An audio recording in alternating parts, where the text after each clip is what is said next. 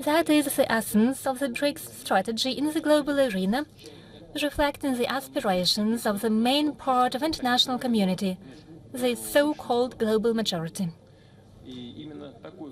This policy is particularly important and relevant under the current circumstances, as the world is going through truly fundamental changes.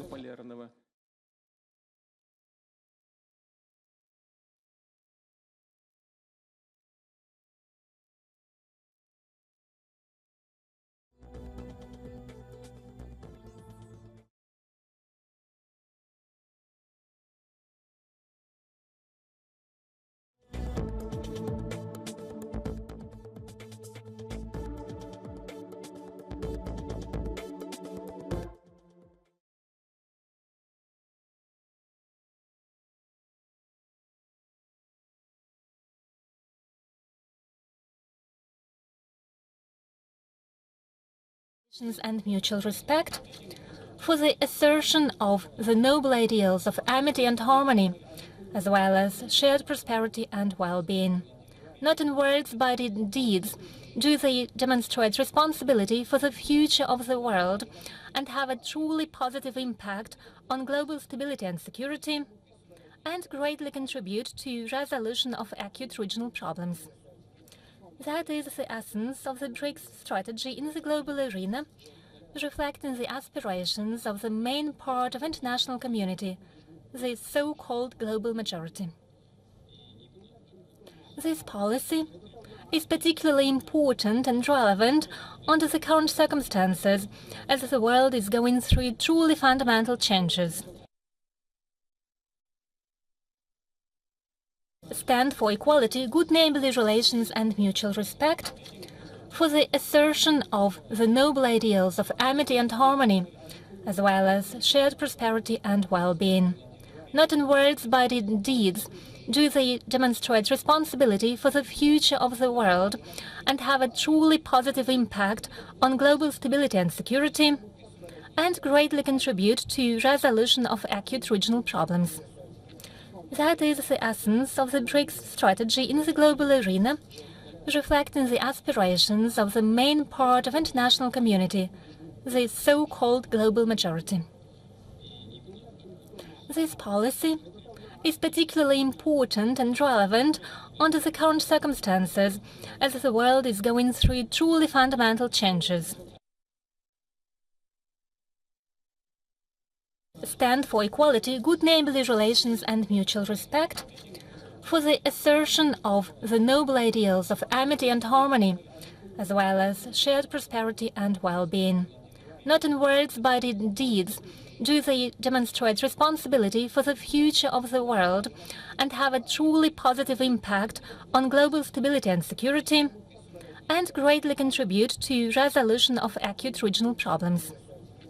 That is the essence of the BRICS strategy in the global arena, reflecting the aspirations of the main part of international community, the so-called global majority. This policy is particularly important and relevant under the current circumstances, as the world is going through truly fundamental changes. Stand for equality, good neighborly relations and mutual respect, for the assertion of the noble ideals of... We just heard Russian President Vladimir Putin speak in Kazan at the 16th BRICS bilateral meet that is currently underway in the city. Let's now go across to Siddhant Sibal, who is also present in Kazan, to get us the latest on what President Vladimir Putin was talking about. Siddhant, if you can hear me, can you just give us a lowdown?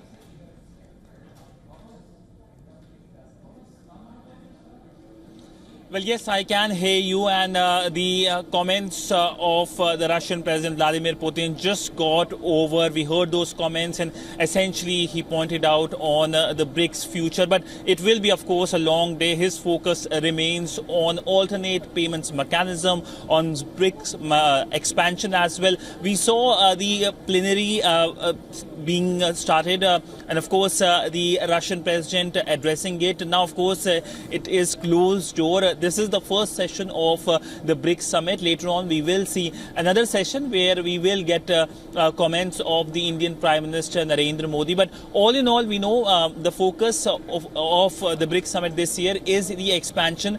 Let me delve on it. There is a new category of members that will be announced later today. Now, these members of the BRICS grouping will not be full members. These members will largely be associated with BRICS initiatives. 10 countries are expected to be announced. It is important to know that last year there was an announcement of 6 countries being added, which included Argentina, Egypt, Ethiopia, Iran, Saudi Arabia and UAE, of which we know that Argentina opted out. Saudi Arabia is still not an active member. Other members are present during this year's summit here in Kazan. There will be, of course, number of bilaterals.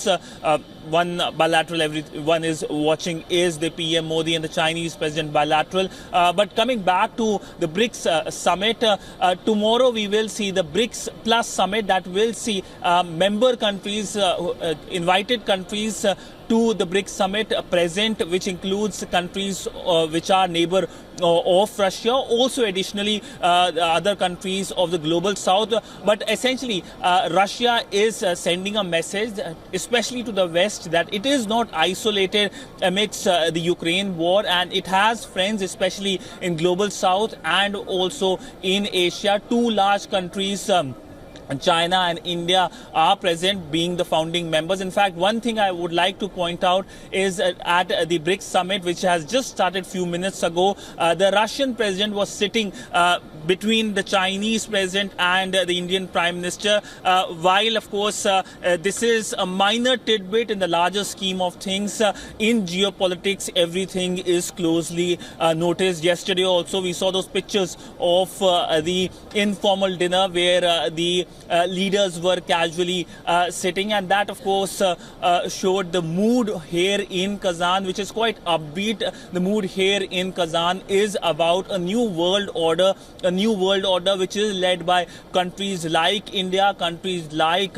China, countries like Russia, who of course are giving a tough competition to the Western dominated world order. And we have seen the various institutions which came in 1940s, including the UN, being largely defunct in many senses. We saw so many conflicts, especially whether it is the Ukraine war, whether it is the conflict in West Asia, and the UN has been found missing. So the emergence of groupings like the BRICS and the SCO plays an important role. We will be closely watching at the Kazan Declaration. In fact, the key focus during the Kazan Declaration could be on the West Asia crisis. The Palestinian president has been invited by the Russian president, and he is here in Kazan. So what will be the focus area? All BRICS member countries have been supportive of the two-state solution. Siddhant, you mentioned a few very pertinent points there. You spoke of the alternate payment mechanism that President Putin spoke of. You also spoke of the focus being expansion of BRICS members. The fact that the president was sitting in between the Chinese president and the Indian Prime Minister, of course, a very important little tidbit in geopolitics. And the fact that perhaps Russia wanted to show that it is not isolated in the midst of the conflict between Russia and Ukraine. Let me first break it down and then ask you questions pertaining these. Firstly, going over to the expansion of the BRICS members, we had heard in the past that it was frozen for a while, but a lot of countries are vying to apply for membership. It's a motley mix.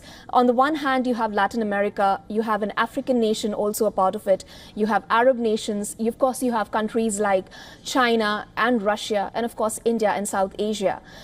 Do tell me, what is the criteria, if at all, for membership now as it stands? What are the factors that are taken into consideration while taking a call about this?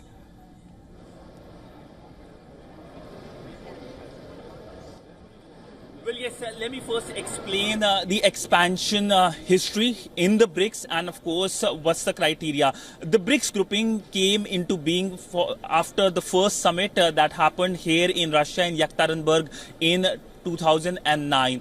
And that time it was just BRIC, that is Brazil, India, Russia and China. There was no S. The S into the BRICS got into the BRICS, basically BRICS becoming BRICS in 2011 when South Africa became the member of the grouping and was till then the only African member. Now after that we know that there was no conversation till last year at the Johannesburg Summit. We saw the expansion of the grouping with the addition of the 6 members which we have already talked about, countries like Argentina, Ethiopia, Egypt, Iran, Saudi Arabia and UAE. Argentina of course opted out. Saudi Arabia is yet to be fully active. And now of course there is growing focus across the world of countries, whether it is Colombia, Algeria and others who are keen to become member of the grouping. Now what is the criteria? There is no public statement regarding it. There is no legal document. There is no